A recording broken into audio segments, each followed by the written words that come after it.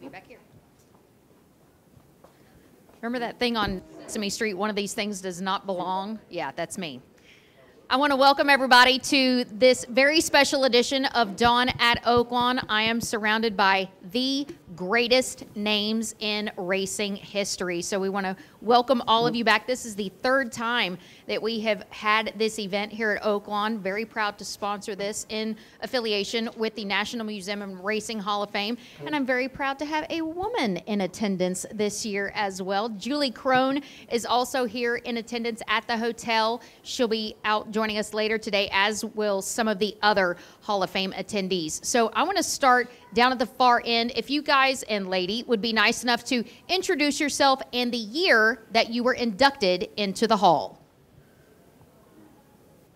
Hot mic. I'm Daryl McCarg, and I was inducted during COVID, unfortunately, but it was it's been a wonderful experience. Lafayette Pincay, I was introduced in the Hall of Fame in 1975. Steve Cawthon, I was inducted in 1994. Angel Cordero, I was inducted in 1989. I'm Janet Elliott, and I was inducted in 2009. You got a mic, Corey. Yeah. I got a mic. What do I need that one for? No. I was inducted in 2023. Corey Nakatani. Edgar Prado, 2008. Alex Solis, 2014. Jose Santo, 2007. Ramon Dominguez, 2016.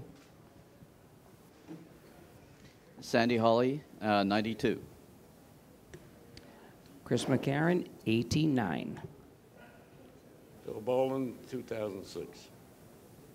Richard Mandela, 2000. So let's give them all a big round of applause as, like I said, these are the greatest names in racing, and the list of who's who in regards to horses is endless that this group has contributed to our amazing sport. So who in this group has been in attendance to a Hall of Fame weekend here at Oaklawn before? It's a good number of you. So we've got Miss Janet, Daryl, and Richard, your first time attending. What does this weekend signify to you? Richard, I'm going to start with you. A day off. Well, technically you got the weekend off, right? You got the weekend off. Daryl, what's it mean to be surrounded by so many fellow inductees into the hall? It's really an awesome experience. Last night we had a dinner. It was a wonderful dinner.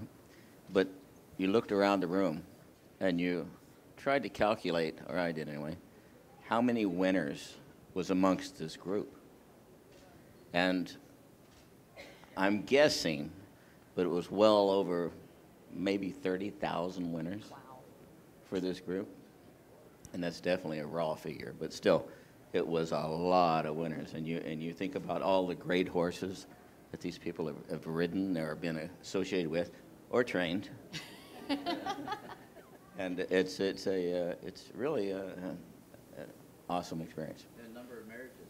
Number of marriages, he says.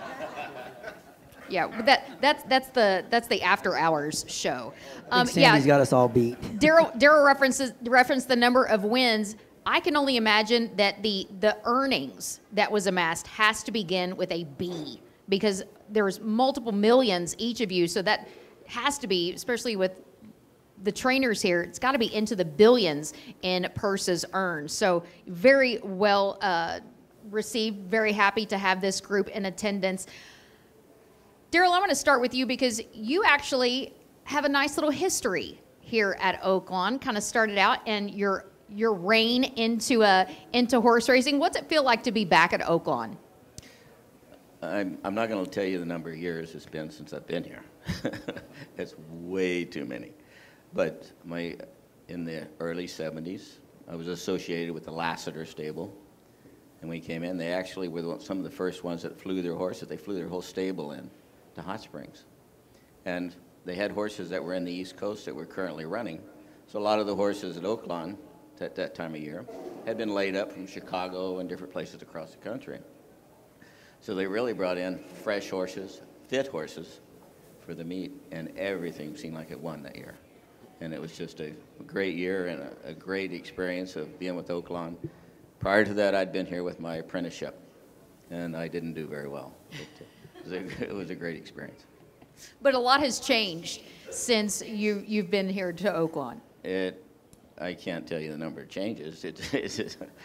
You know, you have the casino, you have the hotel, and the Sella family has continued to own the track and do the things that a racetrack, you know, really needs to do to survive in the current climate. And it's a great place for people to come. It's the same as what it was a long time ago. The weekends fill up. You'll start to see the people come in on the Fridays and the Saturdays and the Sundays, and it's the whole town. At one time when I was here before, it seemed like the population of the town doubled. So it's probably still the same way. I'm beginning to see it again for the first time, and I see all of you here, so it's great. So I know they all had an amazing dinner last night in the Oak Room, and Ramon said there were some really good stories that were told. This is a family show, so what's a PG story that you can share with us, Ramon, that was told last night? Well, I happened to be in a table with Sandy Holly, which was the well-behaved individual there, but there was Angel Cordero and Lafitte Pincay Jr., and I don't know that they share any PG story. It was just okay, crazy. PG-13. We'll push it. No, it was crazy, but joking aside, the one thing that really stood out to me while talking to them and people from other tables, and especially in our table, there was a conversation regarding how one as an athlete, in this case, can lead to accomplish a lot in the sport. And we can talk about talents in terms of how you ride and style and approaches. But the common denominator, and I'm sure this applies to being a horse trainer, a successful horse trainer, is the passion behind what we do. And to the day, I mean, when you hear these guys sharing a story about something crazy in the race, or how they win this race, or how they lost this race, you can tell the passion in their faces. So that's something that I don't think that will ever subside. I mean, we have that in our blood. I do want to welcome Julie Crone, the first woman ever inducted into the Hall of Fame. Janet Elliott, the first female trainer inducted into the Hall of Fame. Julie, I'm going to start with you. Good morning. Julie was also the first woman to win a major riding title, and a lot of women in this sport, regardless of what their occupation is, really look up to you because you kind of seemed like you broke the barrier. What was that like back then? Well, I think because I heard Steve say something earlier about, actually we were watching an interview in the room when he was in England, and we were listening to the interview, and the guy was asking him the same thing, and it was interesting because, you know, you pay attention so much to your horsemanship, and well, I was doing that anyway, and you pay so much attention to like what's actually happening between you and your like development as an athlete and all that stuff. So even though people, like the women would be like, oh, you inspired me and stuff like that, it seems like it's an individual sport, horse racing sometimes, you know, like I didn't really have like a coach or someone I could console or something, like if I was sad or something like that. So sometimes I felt like the horses were just taking up so much space in my mind that I didn't really, you know, think stuff. And like, but all of a sudden I kind of realized after a while, it's like, wow, people like me. This is like really cool, and they like me because I can ride horses. So I started to feel like, you know, better as an athlete and developing as a person and stuff like that. And then I guess I went through a couple identity things. It was really weird because I used to go to the jockey's room, and I used to think, well, I have to be like really strong and like, you know, tough and stuff, especially because I'm so little and I have a squeaky voice, and like, so I'm like, you know, right away I'm gonna, maybe some people will be like, kind of like, there's just no way she could ride that big horse or something like that. And so I had to always, like, I never knew, like, how to act or something, you know? Like, was I supposed to be, like, wearing muscle shirts and blowing snot out the side of my nose, you know, and being, like, kicking people in the shins? And, like, I don't know if I had to be tough or, like, I'd be, like, feminine. And I think even as the world has changed, even in the last like 20 years or something, I think like I love when I go to the races now, and Chantel Sutherland could not be more opposite than me as far as our physiques go. Like, you know, she's tall and like, and she has a really, I always say stuff like about her that she makes being a girl jockey really cool again. And I mean, the girl poses, you know, partially, you know, nude for a major magazine. She has like shared her, you know, her experiences and love life on TV with, you know, the reality show. They did the jockey reality show. And she made being a girl jockey really cool. Like, because she can go out there and like really ride a horse and like get it done. And I always say that if anybody who's won 1,000 races, I think Chris McCarron actually kind of taught me that. He's like, anybody who's won 1,000 races, that is a commendable achievement as a jockey. And when she won 1,000 races, I was like really proud of her, and you know, vicariously like really felt like she did a lot for women as well. So I think my role was earlier and like more kind of like boundary breaking and stuff, but it continued to like carry over, and then everybody brought their own style to it and stuff. So I developed as a person and as an athlete and as a woman as well too. I love that. Real quickly, Sandy said he had a story that he wanted to share. Just a quick story about Julie. I remember I was riding at Santa Anita, and I picked up a mount in the stake race at Aqueduct. So I went to Aqueduct to ride in the stake race, and I was just riding the one race. So I was there watching the races go on through the day. And this one race, I saw this stretch duel between these two riders. And the one rider ended up winning the race and finished really, really strong. And I thought, wow, what a good-looking rider that was. So anyways, I went to the board just to look at the number to see who it was, and it said Julie Crone. I said, who in the heck is Julie Crone? We found out who Julie Crone was. Ramon, what were you going to say? No, that I honestly didn't answer your question correctly, because I spoke about the passion. Really, that was my biggest takeaway, which I'm sure that is echoed throughout the fans here, because we all love the sport. However, there is a story that was shared last night that I would love for Angel to tell us about the time Lafitte came to the judge room mad and said, I'm going to hit you. If you can share that's priceless. So is there not, always thought That there one was is a rule, definitely what PG. happens in the jocks room stays in the jocks room, but now that they're retired, that's no longer the case. So Angel, what the heck? I mean, Lafitte's the most calm, cool, collected guy. What happened? He really, Or maybe not. Well, he used to reduce a lot, and he have a bad temperament when he got bottom in the race. But he was one of the cleanest riders that I ever rode. He would never block you or chase you. But every time somebody did something, he wanted to fight. So he was a big day there. He was in New York, and they run the race, the big race, the A race, and the last race. I didn't ride, so I took my clothes off, and I have my boots, and I'm watching Muhammad Ali fight.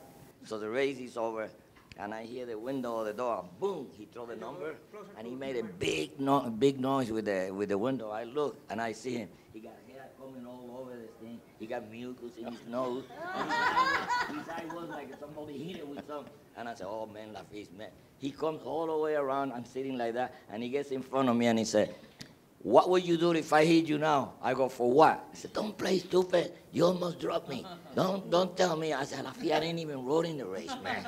So now he, he don't know what to do. He said, well, he will roll the 3-horse. So he head to the shower. So because I know he's like that, I said, I'm not gonna let him fight. I said, Lafitte, come on, man. I'm trying to hold it. Don't worry about it. Race is over. And he can, roll the 3-horse.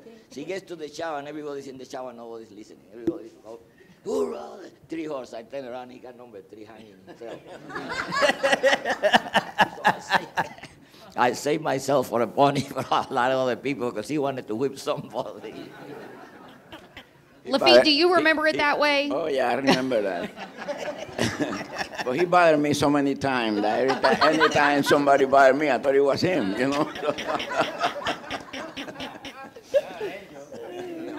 A lot of you did ride against each other. Yes, ma'am. I have an Angel story. Oh, please do tell. I was riding down the stretch one day at Aqueduct, and I just had started to get more established in New York.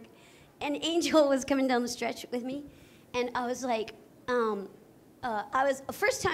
first New York winter. This is how tough they ride in New York. Okay, I turned for home, and I was in between Georgie and Angel, And through a double DQ, I finished third, and I got put up to win because they both pulverized me and beat me so bad. He was like, Angel was like all up in my stuff, like riding like this, and hit me and everything. And then Georgie like drifted me out, turning for home. They disqualified him for that. And then Angel took me down the rail, and they both like pinched me like this at the wire like 4 times, like this, lifted my horse up off the ground. And they're both like saying, "Oh no, you should turning me sideways," and the whole thing. And I'm looking at it, I'm going, I said, I got to step my game up here, man. They don't give winners away here. I was like, so the next time I was coming down the stretch, literally the next day with Angel, and he was like, and we were head and head, neck and neck. And I remember listening to like his colors like go like, like snap like this, you know, like I never was beside a jockey that was so tight and so strong, like on a horse, like with the way he was like riding. And I kind of was like matching it, right? And I was getting stronger as I was riding next to him, and I was like copying him.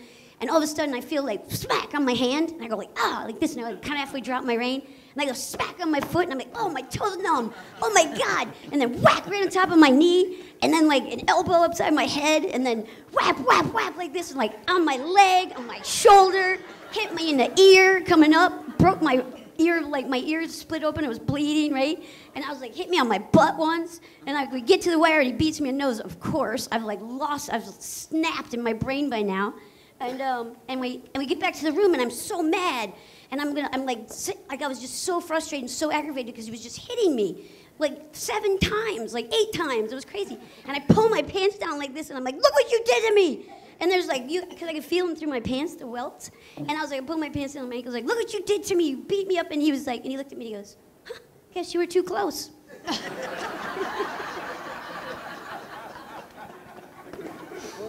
You kind of put a schooling on some people, didn't you, Angel? I will tell you a story about me here. The first time I came to Oaklawn to ride in the Oaklawn Handicap, I rode a horse called Slew City Zulu.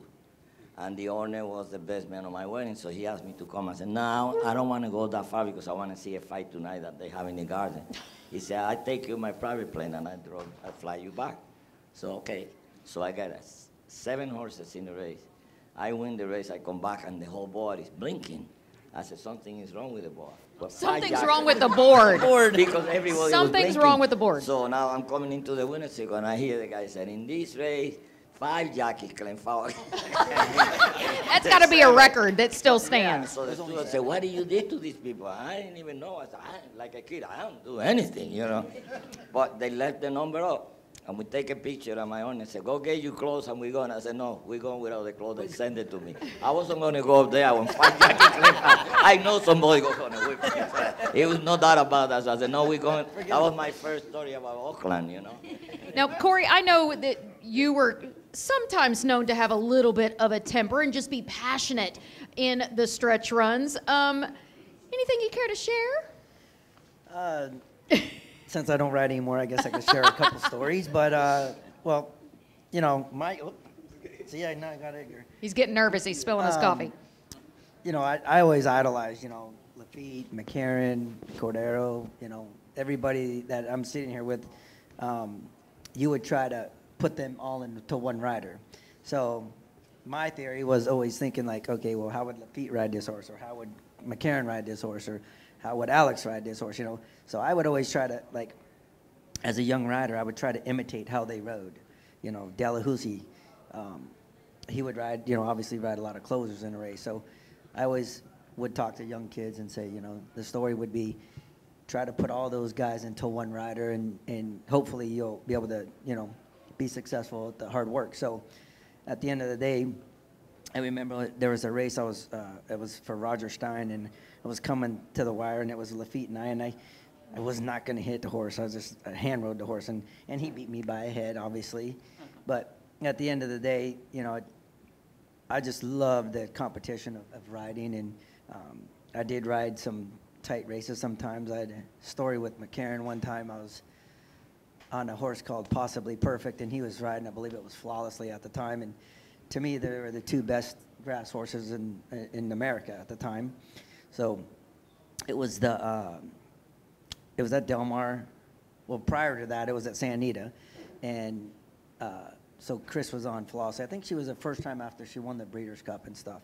So it was her first race back, and so I got her boxed in. Kent was on the lead, and I was like, okay, I got her. And we got her in a good spot, you know. So, make a long story short, Chris wins the race. He comes back and he goes, "Don't you ever do that to me again." And I was like, well, I didn't do anything. And actually, Kent ended up winning the race. And I was like, I didn't do anything. I was just riding my horse. But, you know, it's, you know, those kind of stories, you know, it's when you're in the middle of the battle and you're out there doing what you think you need to do to win races. Obviously, trying to ride against these guys, you were like a young guy and you didn't have the stock that they had. So you always had to, in my opinion, you always had to do a little bit of something different to try to compete against them. And I love every single person in here. I took a little bit from all of them and did the best I could do when I was riding. So I think all these guys that are sitting here that made me the rider that I am. Well, it's interesting because you're rivals in the room, but there's still that sense of brotherhood and camaraderie. Do you remember kind of schooling him a few times, Chris?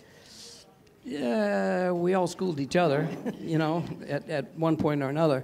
But Corey left out the most important aspect of this whole thing. He yelled to Kent, "He's right behind you. Don't leave the fence." Is that true? Yeah, I did. I have to admit it. So, Nancy, I got a story about Lafitte and Darrell. So 1984 was the first year that Hollywood Park installed a second finish line.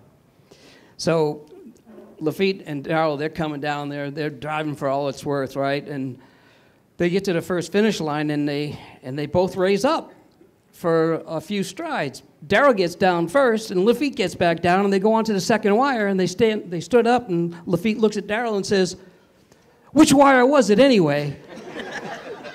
Darrell says, "It doesn't matter. You beat me at both." Richard, are you aware that all of this even goes on with the people that you leg up to hopefully get the job done? No, I don't. You probably don't want to know, right? Yeah. But I'd like to say I've had the pleasure of winning races with most all these guys here, and several with some of them. And one of the proudest days of my life was, I think in 1977, I claimed a horse from Bobby Frankel. And I was pretty young and just getting started. And Lafitte rode it, and I ran it back and it won.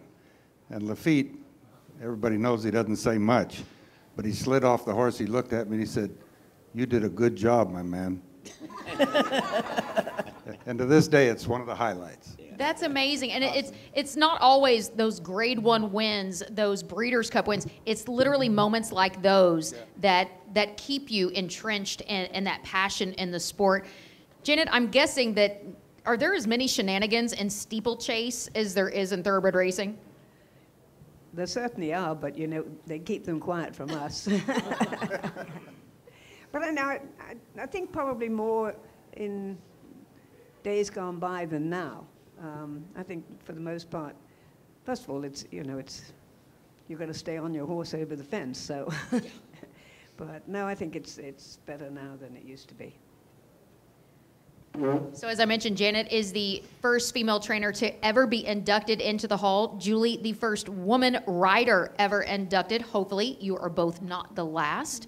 But yeah, there's some phenomenal faces in the sport. And there's also a few things that this group has accomplished that will never be accomplished again.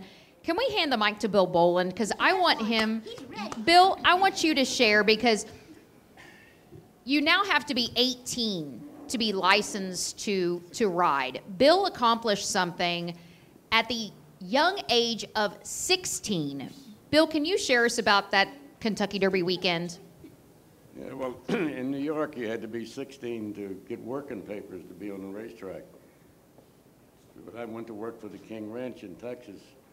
To be under contract, you had to be 16, so I forged my birth certificate. So you were 15? I was 14 when I went to work for the King Ranch. I was 16 when I won the Derby. Wow. What did your parents, were they aware that you had kind of... They were glad to get rid of me.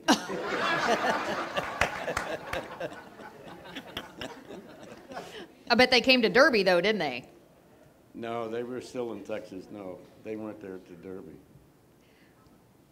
They were there when I got beat in the nose in the Derby. My father was there. And he said, well, if you'd have hit him one more time, you might have won. Well, that was the same year, and he's the only or one of 7 riders to win a Derby or an Oaks Derby double, but at the age of 16. And apprentice. And an apprentice, which is just phenomenal. And had the double as a trainer. Oh, you won the Belmont Stakes. Yeah, twice. So how many of you, like a lot of you, when you hang up your tack, you still remain in the sport. How many of you are still involved in horse racing in some aspect?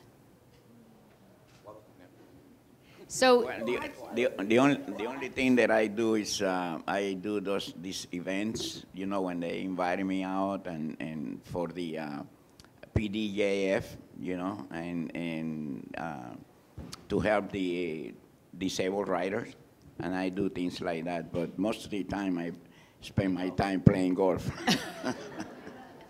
Now, I had the privilege of working with Daryl my very first year as a steward in Northern California.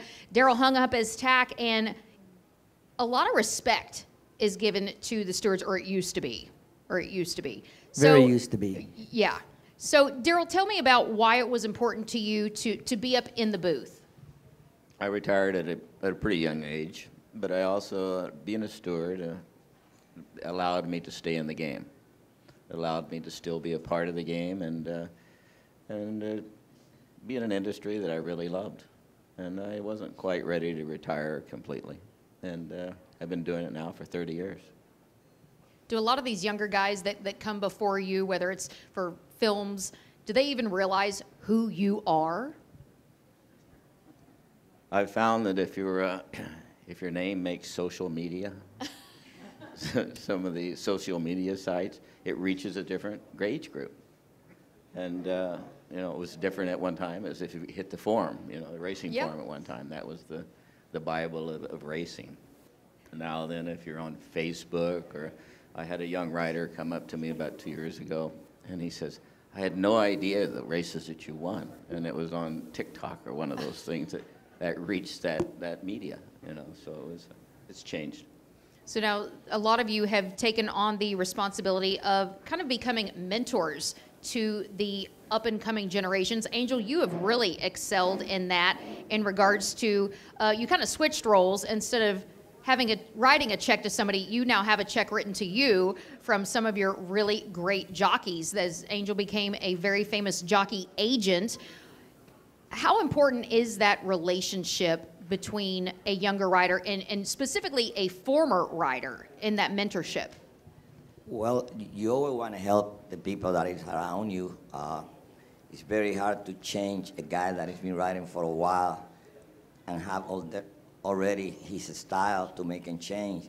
But the main thing on racetrack is not changing the style, it's changing your mentality, you know, realize what is good for you and what is good for the horses. Teaching somebody or helping somebody, I'm pretty sure that all of us have done it to somebody else. It makes you feel proud when you see somebody that you help and become a star, and they become good riders. So it's up to the horses. To me, it's like 90% of the outcome. And between jockeys and training and the trip is the other 10%. So you could be the most talented rider in the world, but if somebody don't give you a hand and help you, you're not going to make it. It's just going to take you a little longer. I'm pretty sure that all of us have a hard time before we became famous. So it makes you proud when you get there. It's just getting to the top. But you know what's harder? Staying in top. That is very true. I do want to welcome in trainer Bill Mott. Thank you for coming back to Oaklawn. I know this is a great weekend. Your son has horses here. You've shipped in a couple for Frank Fletcher Racing Stable, but you've had some pretty good memories here at Oaklawn too. I did. I was looking at today's program or yesterday's program, and I still have a horse that's got a track record here. Heatherton has had a track record here since 1984, going a mile and a 16th. So she was a very good mare. Rapid Gray had a track record here. Those were all horses back in the mid-'80s. But I think my last year that I trained here full-time with a full stable of horses was 1986. But we've come back several times since. We've been able to win the Apple Blossom a couple times, Ascena, Close Hatches. We'd won the handicap a couple times with Cigar and Jerry. So we've had, even since I've been stabled here full time, we've had some very rewarding days. Well, Cigar, Bill, led to 16 straight victories. What were the words exchanged between you two gentlemen? You know, he still rubs it in, and he's not sorry well, whatsoever. if they don't know, between he and Alex Solis, you know. For those that aren't familiar with horse racing, tell them what I'm referring to. Well, Cigar was going for 17 in a row. We went to Del Mar, and it was a huge day. I mean, they had a big day at the races. I guess everybody, you know, they had a big crowd. He had won 16 in a row. We were going for 17, and Mr. Mandela had 2 horses in there, and we chased Siphon. Siphon had beat us with a different horse. Siphon had beat us in the Hollywood Gold Cup. I had a horse called Jerry, and Siphon got away from us and beat us in there. So we got to Del Mar, and we're both thinking, Jerry and I are both thinking, well, you can't let Siphon go away. The only thing we forgot was we had Cigar and we didn't have Jerry on that day. But anyway, they went the first mile in 133 flat, and Mr. Mandela was grinning from ear to ear as Darren Go had been 30 lengths back, and he circled the field with Alex. Where's Alex at? Yeah, and so they both still grin to this day about it, but Darren Go beat it. And so all I can tell you is it's very difficult to win 17 in a row. It's hard enough to put 2 back to back, but yeah, to win 17. What do you remember about that day? Because a lot of times, you know, we've seen streaks snapped, and a lot of times the other party is semi-apologetic. I have a feeling that's not the case that day. He's never apologized. And I don't think today is the day either. I sent a note, but it might have got lost in the mail. He sent an edible arrangement, so yeah, it got lost in the mail. Alex, what do you remember? Because there was a lot of pressure to continue that streak and to snap racing history. What was your experience? Well, Bill, I don't know if this is going to make you feel better, but coming back, I remember coming back to the winner's circle. That was the only race that everybody was booing at me. I don't know if that's going to make you feel better. That's probably a common occurrence in New York, but at Del Mar, that's very different, and that was your home track. Yeah, exactly. I thought everybody would be happy. No, everybody was booing at me. And even Lafitte made fun of me. And we were great friends and had the same ballet for 20-some years. But it was a great accomplishment for us. I mean, Rich and I have been working, been very lucky to ride for him for a long time, and going in the morning, working the horses and see how he was coming to the race, and we thought he would run a big race, and the race really developed in our favor. And sometimes you win some races, sometimes you lose. Sometimes you lose. So I always say during Dawn at Oaklawn that racing is generational. A lot of us came up in the sport because we had family in the sport. How many of you have continued that legacy with one of your children? The majority. So whether it's, we know that Riley Mott, Bill's son, has become a very successful trainer. Corey, your son is a jock agent, successful. Jose, your son is a very successful jock agent. He almost has like a corporation that he has turned global. But yeah, who else over here has a child? Yeah, I work with his son Lafitte. You might have seen him on TV, NBC, doing Breeders' Cup. Very knowledgeable. And yeah, Alex's son is a very prominent bloodstock agent. What was the advice when your kid came to you and said, I want to be in horse racing too? Alex, what about you? Because I remember your son running around the paddock when he was little. Yeah, most of my kids, I always told them, I say, you got to be very honest of what you do, and the most important thing that you want to build is a good reputation, because when you build a good reputation and you let their professional do their job, especially he's a block stock agent, and he advises people the best that he can. And I said the most important thing, let the trainers do their job, because they are with the horses every single day, and they know what the horses need and so on. So you just let them do their job, and again, build a good reputation, and that will last you and help you to succeed.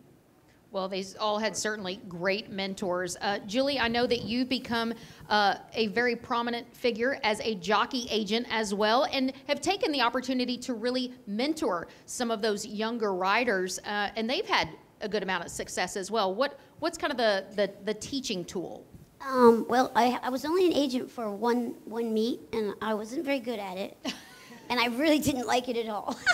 and I had a jockey at the time that was like, it was during COVID as well, so it had an added bit of adversity to it. With I wasn't allowed to go on the backside at Monmouth Park to see the trainers or the horses, but I could stay on the front side and do stuff like in the racing office and stuff like that. But then no one was allowed to be in the racing office anymore.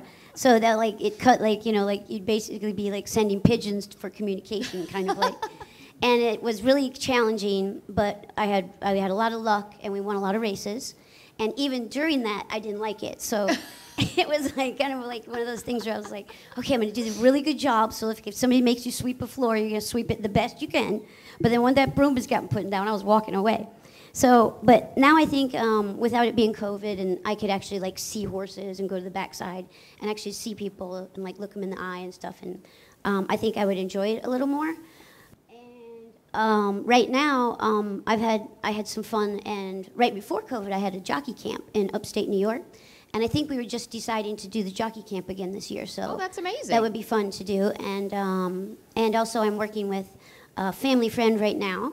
And her name is Bianca Bartko, and I think I might have just got her a job with Mott in May at Saratoga, but I'm still working on that. So, we're actually at the farm in upstate New York right now. That's where we came from, and we're doing like a lot of intense horsemanship stuff. And we're also doing we're reading a book right now. Oh my gosh, I forgot the name of it. It's a jockey book, and there's a couple other jockey books we're going to go through together.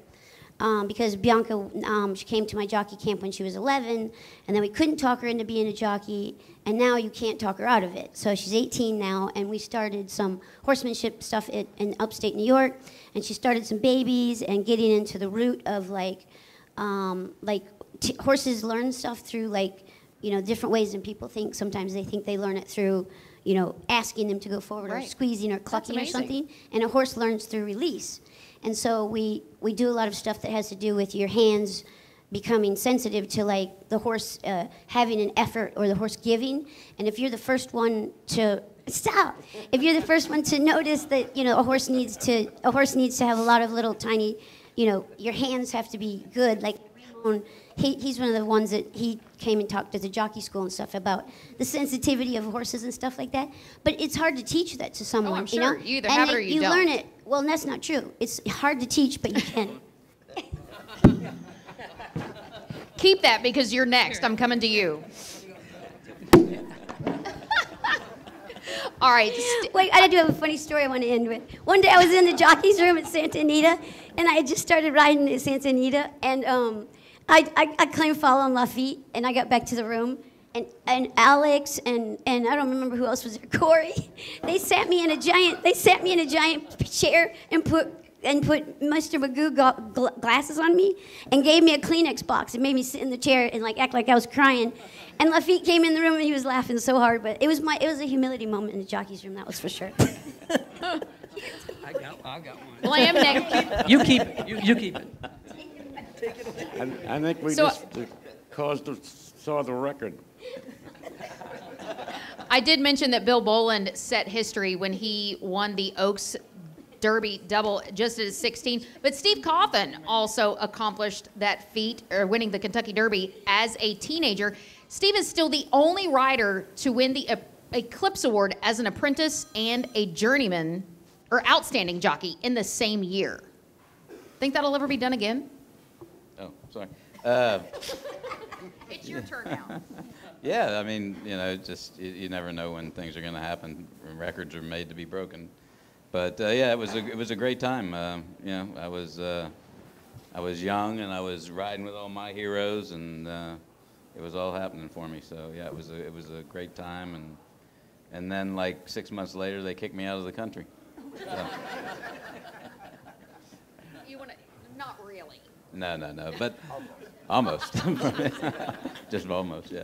But it's just funny how life changes and things happen. But you know, then I went to Europe for 14 years, and I had the greatest time of my life. You know, it was a great, you know, it was the right place for me to be, and had a lot of, you know, still have a lot of great friends over there. And but obviously, you know, when I was done riding, I came home, and I've loved. Now I'm still involved in the industry as a breeder, and I'm a racing manager for Dixiana Farm.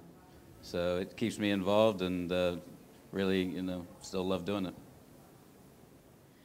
So one thing that Julie kind of touched on is there's always a lot of antics and hijinks in the jocks room. I've seen outrider ponies ridden into the jocks room after the races, pennies lit on fires, put under a chair, tell a jock to sit down, it scalds his rear end.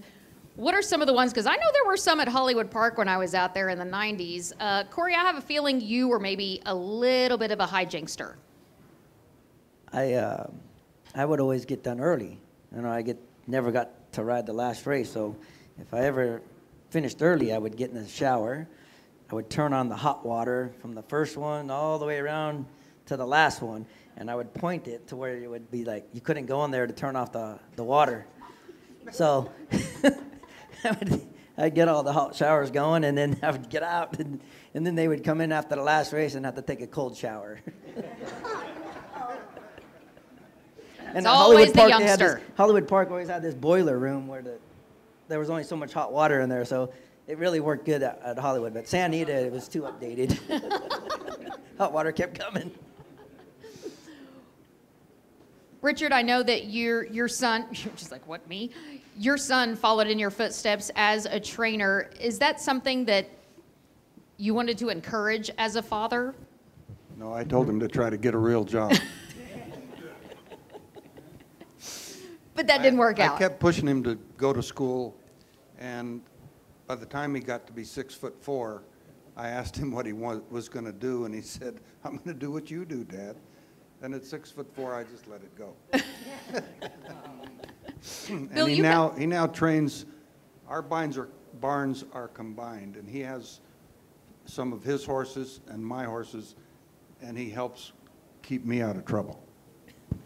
Well, as I said, you know, horse racing is an individual sport, but when something does happen in our community, we all still come together, and we are always all there for one another. How many of you did retire because you had to, because of an injury? I believe Lafitte and I, we both broke our necks, and most of these guys would still be riding if they didn't get hurt. That's what I notice about them, just their mentality, their never give up attitudes, their will to succeed. And not only that, I think every single one of them are mentors. That I think that when Mr. Mandela was alluding about his son, that was probably one of the most proudest days of my life, is when my son said, "You know what, I want to become a jockey agent." And at the time I was actually riding in Arkansas, and I got pneumonia, walking pneumonia, and I couldn't breathe. So I was off for like a year and a half, and he goes, "I want to be an agent, and for your offspring, what I would say, to come and follow your footsteps into the sport that you love so much and the passion that you have for it. It makes you really proud that, you know, you've kind of guided them, tried to guide them into going to school and stuff like that. But then they say, no, I want to do what you do. It's a really proud moment for you." So because of having to retire with injuries, have you seen the sport advance in regards to safety? Ramon, I'm going to start with you. Yes, and I know right now a very polarized topic is HISA. I do know that their main purpose is to have create a uniformity in the country for safety and medication. When it comes to safety, I do think that, excuse me, they may be the vehicle, they may be the one to implement safety, but to do this on a consistent basis where, like in other countries, it is one set of rules. So I do think that there are certain things that are happening in the sport, like regarding, for example, jockeys, new technologies that are being developed with the helmets, which is a big issue to protect the jockeys better. But at the end of the day, I think if you ask any jockey, they are not so much concerned about their helmet or their safety vest. They are concerned about the racing surface and make sure that the animals that they're riding are being taken care of correctly. And I think that we certainly are evolving and we are progressing. And sometimes we live in a days where, especially with social media, when there is an accident, which unfortunately, given the nature of the sport, are bound to happen, it seems like sometimes it's a little blown out of proportion. And I don't want to minimize the fact that when something like that happens, it's a big deal. But maybe we kind of look at it in more so than before. At the same time, when we look at the statistics by the NTRA, certainly the fatalities and the injuries are decreasing. So I'm pretty hopeful that the sport is going to continue to become safer. Ramon has, I think, maybe single-handedly, you can correct me, with revolutionizing the crop. And now a lot of those are mandated to use the crops that you have kind of tweaked over the years. I did, and right now it's sort of open where they're utilizing other crops as well. But the idea is something that came to me while I was riding many years ago in Delaware. And I kind of went ahead and did it, and other equestrian disciplines now are also interested in just taking this because it's something that still gives the cue to the horse to do what they need to do, but also keeping it more humane. So with that being said, there's only 6 strikes allowed in the running of a race. Do you think you guys could manage that now? Because a lot of you guys, I mean, it was that aggressive. It doesn't seem like it's as aggressive. Is it more about strategy? What do you think, Corey? Well, is this working? It's not working. Well, I've always advocated for the stewards to do their job. I've not liked the point of what they've done with the jockeys being able to ride. I think if a jockey hits a horse one time and the horse isn't responding, they should be fined. I believe that when you get an outside entity like they've done in our sport, they're ruining it. Back in the day, you would see McCarron ride a horse. He might hit it once or twice.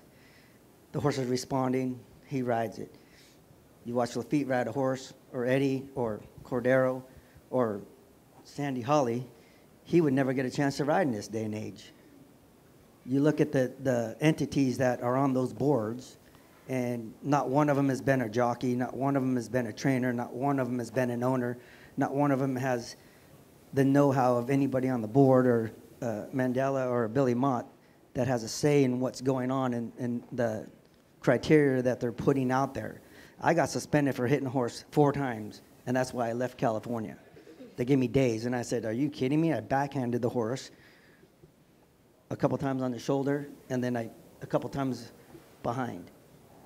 And that's when I left California, because the people that they have in the boards that are making all these rules, I didn't agree with that I was even doing anything. I don't know of any horse that broke down from somebody riding it with a crop. I believe that there's other entities in the sport that, from the surface not being even to, you know, some people taking advantages of some of the rules that are in there with the medications. And if they put the proper board together and they make these rules that are changing the livelihoods of entities of the whole industries, from the veterinarians to the owners of racetracks to people that own horses, I think that they need to reassess the boards that they're putting together and bring it to be one entity that controls the whole sport, that says, here's a czar, and then you got your boards. And I think that would definitely help the sport in California. Basically, some of the things that have been going on, it makes me sad, because I see some of the people that put their livelihoods in, I mean, their whole life. I spent my whole life in horse racing, and you're sitting there going like, what's changing the dramatics of the sport, where it used to be the best in the country, to being, in my opinion, I don't think that might be the third best in the country at this point, maybe less than that. It's really sad that it's turned to that direction. And I think some of it has to do with social media, but I think the horses are getting very well taken care of. You don't see as many breakdowns because they've put in implementations of, there's 5 veterinarians that have to check a horse before they work. And you're like, well, how do you implement a lot of these things when everybody has a different opinion? Every vet, if you ask 5 people the same question, you're going to get a different answer. So I think they're making it so difficult to be able to train a racehorse that it's really deterring a lot of people to stay in the sport. And that's what's sad. How many of you riders, by show of hands, are glad that you rode in the era that you did? That is unanimous. I quit riding in 1969 due to illness. The owners and trainers got sick of me.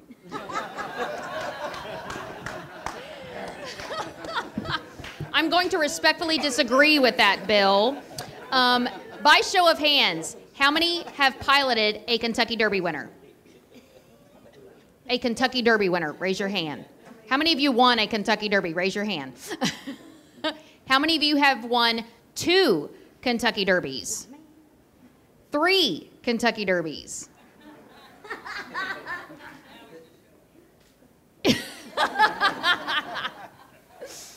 Breeders' Cup. How many of you have piloted a Breeders' Cup winner or trained a Breeders' Cup winner? Raise your hand. This is the culmination of who's who in our sport. They have piloted and trained the who's who of our sports. Endless Hall of Fame horses have been campaigned amongst this circle. We are so honored to have them here today, and you can get the opportunity to meet and greet this fabulous group yourself. We are going to have an autograph signing session from 11 to 12:30 in the north end of the grandstand, and we're just humbled and privileged to have all of you here today, because you are the reason why so many of us not only get in the sport, but stay in the sport. So I want to thank all of you. Give all of these Hall of Famers a well-deserved round of applause.